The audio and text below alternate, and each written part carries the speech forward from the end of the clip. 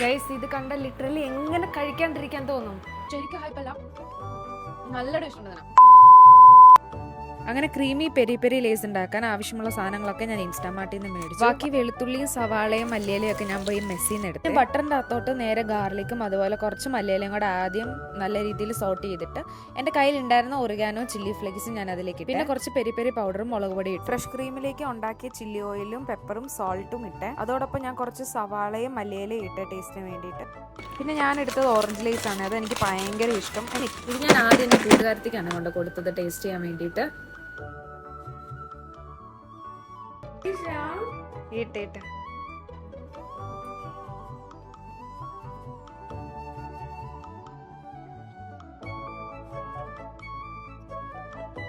ഓണിയനും മല്ലിയിലയും കൂടെ ഇട്ടുകൊണ്ട് വേറൊരു ടേസ്റ്റ് തന്നെയുണ്ട്, നല്ലൊരു ടേസ്റ്റ്.